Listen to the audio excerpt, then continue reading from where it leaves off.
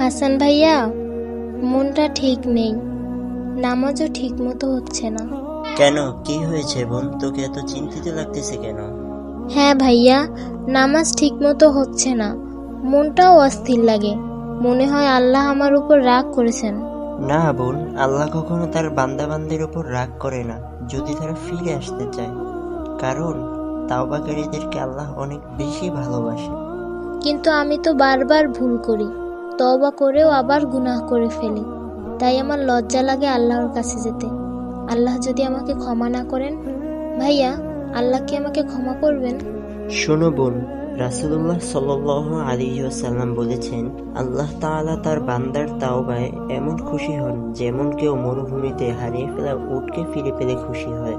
ঠিক আল্লাহ তার থেকেও বেশি খুশি হন যখন তার কোনো বান্দা বান্দি গুনাহ করার পরে আবার তওবা করে তার কাছে ফিরে আসে। সত্যি? তাহলে কি আল্লাহ তাআলা আমাকে এখনো ডাকছেন? অবশ্যই। প্রতিদিন ফজরে আজানের সময় আল্লাহ আমাদের ডাকেন, হে আমার বান্দারা, তোমরা নামাজে আসো, রহমতের পথে আসো, শান্তির পথে আসো।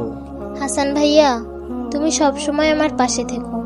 তুমি আমার পাশে থাকলে মনে হয় সামনের পথগুলো আমার জন্য সহজ লাগে। আমরা ভাই বোন, একে অপরের জান্নাতের সাথী হতে পারি। তুমি আমার জন্য দোয়া করো, আমি তোমার জন্য দোয়া করব। ইনশাআল্লাহ, আজ থেকে 5 ওয়াক্ত নামাজ পড়ব, 1 ওয়াক্ত নামাজও বাদ দিব না, আর কখনোই আল্লাহর রহমত হতে নিরাশ হব না।